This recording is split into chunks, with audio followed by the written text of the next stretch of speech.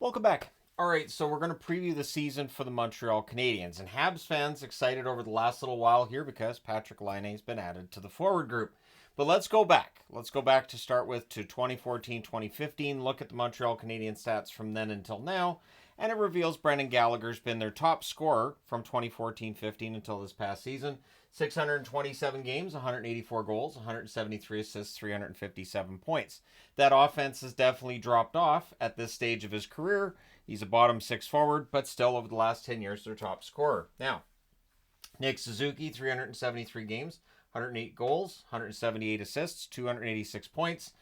He's going to be the top guy, I would think, scoring-wise this season. And he's not going to catch Gallagher, but he's going to narrow the gap there between now and next season. Jeff Petrie, 508 games played, 70 goals, 178 assists, 248 points. Max Pacioretty, 307 games, 119 goals, 116 assists, 235 points. Alex Galchenyuk, 305 games, 86 goals, 111 assists, 197 points. Philippe Danault, 360 games, 54 goals, 140 assists, 194 points. Jonathan Drouin, 321 games, 48 goals, 138 assists, 186 points. Thomas Plekanec, 305 games, 57 goals, 110 assists, 167 points. Paul Byron's on the board, 383 games, 81 goals, 79 assists, 160 points. And Thomas Tatar is on the board as well, 198 games, 57 goals, 92 assists, 149 points.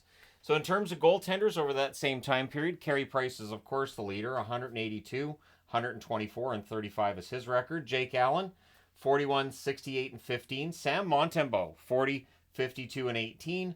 Mike Condon is on the board for the second time in 2 days. He was on the board for Ottawa. Now he's on the board for Montreal, 21, 25, and 6 record. Antti Niemi, 15, 11, and 6 record, is fifth on the board.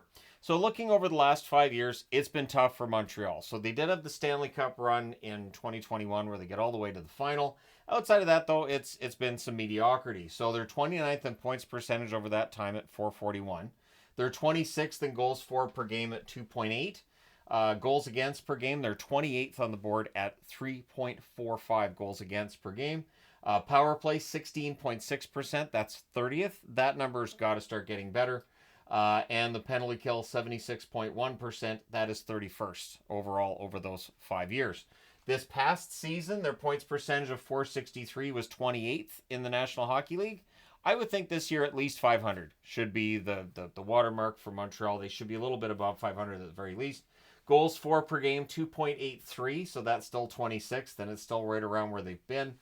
Their goals against per game, 3.43, which is 27th, which again is right around where their average is over 5 years. The power play, 17.5%, that's 27th, so it's a percentage above, like it's about 1% above where they've been over 5 years, but still, that power play's got to get better. Their penalty kill, 76.5%, was 24th in the NHL this year. So, there's a lot to improve for Montreal, and it's tough to make all those improvements in 1 year. So, am I excited about this upcoming year for Montreal? Sure. I think they're going to be more, at least closer to contention for a playoff spot. I don't think they necessarily make the playoffs this coming year, though. Nick Suzuki led the way in scoring this past season, 82 games, 33 goals, 44 assists, 77 points. Cole Caulfield, 82 games, 28 goals, 37 assists, 65 points. Mike Matheson had himself a career year. 82 games, 11 goals, 51 assists, 62 points. I don't expect 60 points from Matheson again this coming season. Slafkovsky, 82 games, 20 goals, 30 assists, 50 points. He gets a big extension this offseason, and so the expectations are pretty high for him, and if he plays like he did the second half of the year, he should be fine. Monahan played 49 games before the trade to Winnipeg, 13 goals, 22 assists, 35 points. Newhook, 55 games, 15 goals, 19 assists, 34 points. Gallagher, 77 games, 16 goals, 15 assists, 31 points for Gallagher. Evans, 82 games, 7 goals, 21 assists, 28 points. Armia, 66 games, 17 goals, 8 assists for 25 points. And David Savard's on the board, 60 games played, 6 goals, 18 assists, 24 points. So their top two goaltenders from this past season, Montembeault, 16, 15, and 9 with a .903 save percentage. Caden Primo really took that next step, an 8, 9, and 4 record, but a .910 save percentage and 2 shutouts. So Primo could very well end up being the starter for Montreal over the next couple of years. This is why I did see some people saying, why didn't they go for Askarov? I think because they've already got Primo, they've already got Montembeault, you've got a young goaltender in Primo, you've got a pretty good prime-aged goaltender in Montembeault. They didn't have the need for Askarov as much as, say, San Jose did. That being said, they were in the running reportedly, so maybe they were close. Rookie watch, I put two rookie defensemen on the board here. Lane Hutson's the obvious one.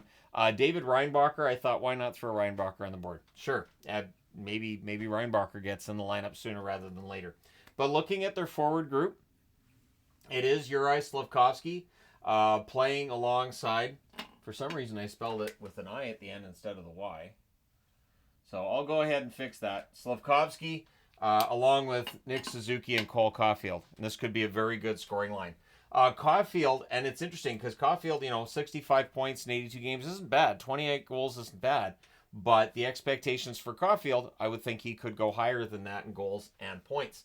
That second line, I'd like to see Josh Roy get a chance on that second line, to be honest, alongside a hopefully healthy Kirby Dach. If Dach can come back and play second line minutes, especially down the middle, that could be a huge boost to their attack. And then Patrick Laine would be on that line as well. So if Laine's with Dach and a young, fresh-faced Joshua Roy, could be an interesting second line, which would put Newhook on the third line with Christian Dvorak and Josh Anderson. Anderson's going to be looking to have a bounce back after a pretty slow season this past year. Armia on that third line then, along with Jake Evans and Brendan Gallagher. So that fourth line, you've got some hard workers there, a little bit of grit, and maybe a few goals from that fourth line as well. The extras, they've added Alex Barré-Boulet, who I expect to spend most of the year in Laval. Brendan Gignac is there as well. Sean Farrell, Raphael Harvey-Pinard, who will try to push his way into those top four lines. Michael Pezzetta, Emil Heineman, Jacob Perreault, and Philippe Messar as well. So there's some good depth in that forward group, and there's the possibility that maybe before the season starts, maybe we see some kind of a move being made because, Pezzetta's been pretty good in fourth line minutes. And again, Harvey-Pinard, to me, he belongs in the NHL, but this forward group doesn't have the room, which is a benefit to having some depth on your roster, right? You want to have hard decisions in October, not, well, by default, this guy's on the roster, which some of the teams at the bottom of the league have definitely had going for the last couple of years. Top six defensemen, Mike Matheson, Caden Gooley, Hab fans loving Gooley's game, Lane Hudson, David Savard, Arbor Jackeye, and Justin Barron. So there's some young defensemen here. They're going to want Jackeye to stay healthy for as much as possible. And then your extras, Jaden Struble, who looked good in the call-up, David Reinbacher, and Logan Mailloux. There's some good depth on this blue line. A lot of young defensemen. They did trade out Harris, of course, in the Laine deal. I do wonder if another young defenseman may end up on the block at some point this season if this team finds themselves in a position to make a run at a playoff spot. Goaltending, Sam Montembeault and Caden Primo remaining the tandem, and Jacob Dobesh being the third-string goaltender in Montreal, and I apologize if I butchered that. That happens with names of players when I first see them, and I do my best, and then I get it, and it's fine. And it's usually when I'm watching games and I hear it, and then it clicks for me. Now, in terms of cap space, with Carey Price's contract, of course, LTIR is necessary for them to get under the cap. So there's money there, but in all likelihood, Kent Hughes probably won't spend that. He's going to want to keep that flexibility this season because, maybe he will want to add. Maybe he'll, help another team out that's got a bad contract and add another first-round draft pick. We shall see.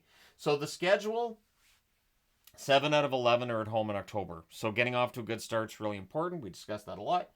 7 out of 12 are on the road in November. So get that good home record in October. Maybe you can have that carry over onto the road trips in November. In February, so this is around the, usually where we have the All-Star game, but this time it's Four Nations Cup, of course.